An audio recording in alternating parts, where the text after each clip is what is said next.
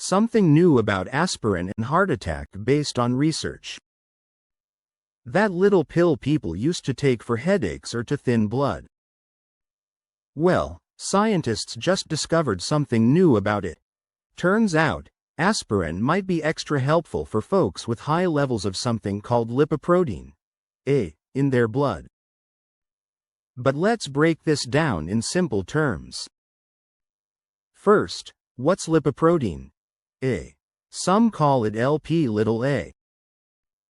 Think of it as sticky cholesterol particles that float around in your blood.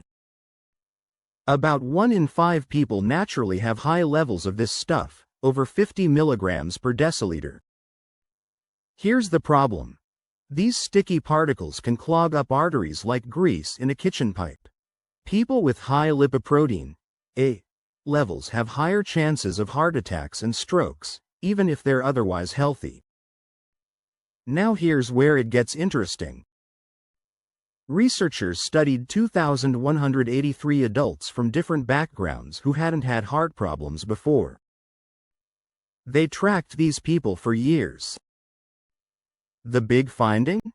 For people with those high lipoprotein A levels, taking aspirin regularly cut their risk of heart attacks and heart-related deaths by almost half.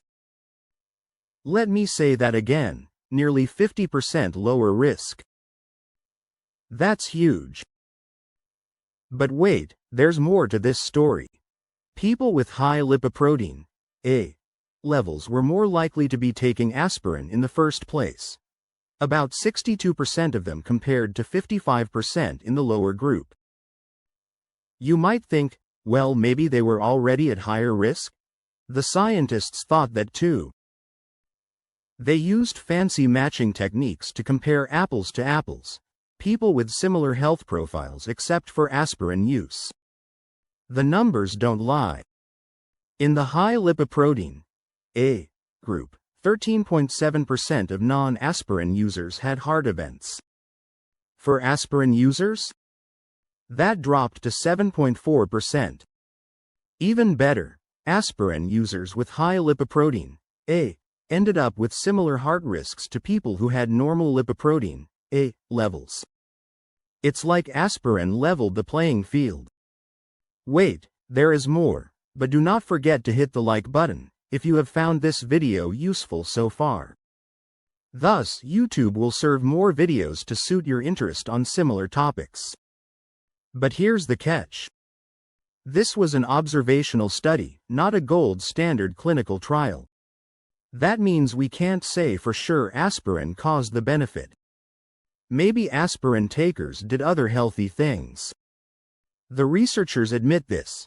They say we need proper trials where people are randomly assigned to take aspirin or not. Still, these results are exciting because right now, doctors don't have great options for helping people with high lipoprotein A. Let's put some faces to these numbers. Imagine two 50-year-olds. Both have high lipoprotein A. One takes low-dose aspirin regularly, the other doesn't. Over 10 years, the aspirin user has about the same heart risk as someone with normal lipoprotein levels. The non-user? Their risk stays high. That difference could mean avoiding a heart attack or living to see grandkids grow up. Now you might wonder, how does this actually work? Aspirin stops blood cells from clumping together. Remember those sticky lipoprotein A particles? They might make blood more likely to form dangerous clots. Aspirin's blood thinning effect could counterbalance this. It's like putting Teflon coating on those sticky particles. But before you rush to the medicine cabinet, a word of caution. Aspirin isn't harmless. It can cause stomach issues or bleeding, especially in older adults. This study didn't look at those risks. Current guidelines only recommend aspirin for certain people at high heart risk. The key takeaway? If you have high lipoprotein A, talk to your doctor about whether aspirin makes sense for you. What's next in this story? Researchers want to confirm these findings through proper trials. Imagine a study where hundreds of people with high lipoprotein A are randomly given aspirin or placebo pills. That would settle the question once and for all. Until then, this study gives hope that a cheap, widely available medication might help manage this tricky heart risk factor. Here's something surprising. Even though people with high lipoprotein A had more traditional risk factors like high blood pressure, aspirin still made a big difference. It suggests lipoprotein A might create unique risks that aspirin specifically addresses. Think of it like having a faulty car part. Aspirin might not fix the part, but it could prevent the car from crashing. But there's a puzzle here. Why did aspirin work better for high lipoprotein A people? The researchers think it's because lipoprotein A affects blood clotting more than regular cholesterol. Aspirin's anti-clotting effect might be extra protective here.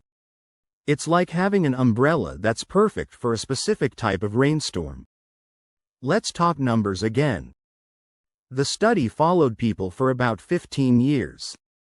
In that time, 13.7% of high lipoprotein A non-aspirin users had heart events versus 8.9% in the low group. With aspirin, the high group dropped to 7.4%, actually lower than the low group's 8.9%. These percentages matter because heart disease is the world's #1 killer. Small percentage changes translate to millions of lives. But here's what's missing. We don't know the ideal aspirin dose from this study. Most participants took low-dose, 81 milligrams, aspirin, but some might have taken regular strength. We also don't know how long you need to take it. Does the protection start immediately? Or does it take years? More research needed. For now, the message is clear. If you have high lipoprotein A, and many people don't even know they do, aspirin might be a simple way to reduce heart risks. But it's not a solo solution. Eating well, exercising, and controlling blood pressure still matter. Think of aspirin as potential backup, not the main act.